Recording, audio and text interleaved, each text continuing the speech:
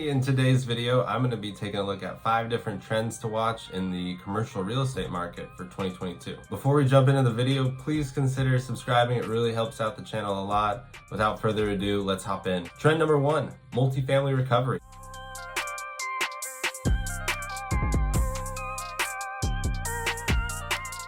So yes, we've seen a really fast multifamily recovery, basically from the pre-pandemic woes that we saw right when it started. It's jumped back from Q3 in 2021.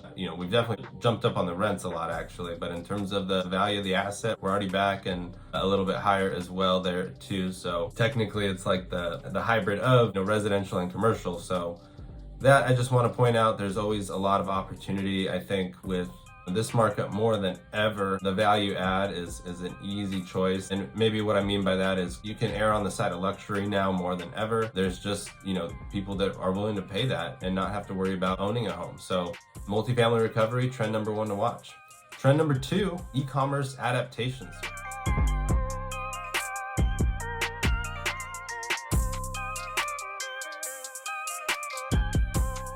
We're seeing a ton of buildings change for e-commerce purposes. So cars picking stuff up and dropping stuff off. Or companies rather, are creating designated zones where they're loading stuff up and hauling it for e-commerce purposes. People that are ordering groceries online. Retail's not completely dead, but it's definitely going to be completely changed from the e-commerce standpoint, because we can do all these other things online, and it's honestly a somewhat better experience at the end of the day now. It's really changing what the commercial real estate market does. There's going to be a lot of, last mile delivery type adaptations where people are making it more accessible for like cars to deliver in urban areas for some of these products. And those are going to be the things that we see because of all these e-commerce adaptations. And, because of this trend, there'll be a lot of opportunities there. So trend number 2, e-commerce adaptations. Watch out for them. They're already happening. They're already going on, and it doesn't look like they're going to go backwards anytime soon. Trend number 3, the big city recoveries.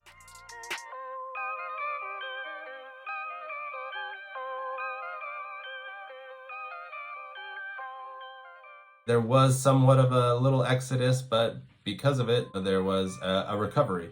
And it's already rebounded back to its pre-pandemic times in terms of asset amount, in terms of rental rate amounts.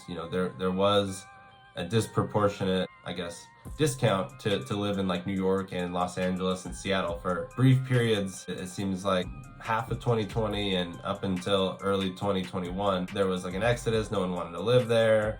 It's bad, and basically now it's back to the same overall landscape. Do I think people are gonna move there more than other states? No, definitely not. But because of what they've already been built up to, there's a lot of interesting plays with how built out some of these assets are and how dense some of these cities are. Definitely a lot of interesting things going on. There's a shadow of this isn't a good place to live, so to me, that says that there's going to be some opportunities, actually. I think maybe vertical farming could be huge in those cities. We'll see. Trend number 4, hybrid work is here to stay.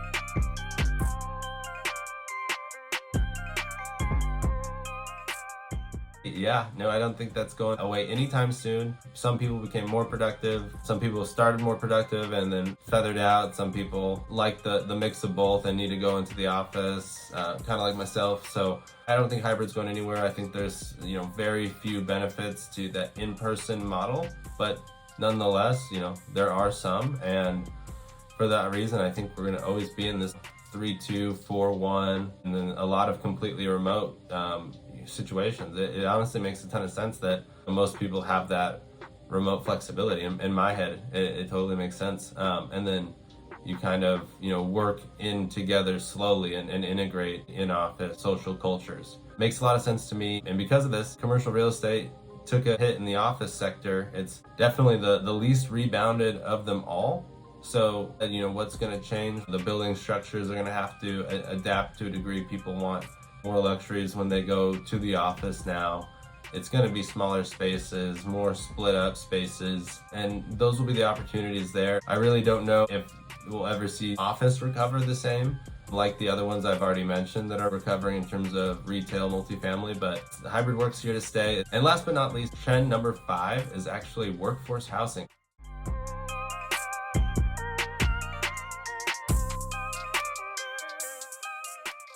We've seen tons of projects in the past. Various cities kind of mention this thing, and definitely gets overshadowed by HUD housing, community Habitat for Humanity type housing.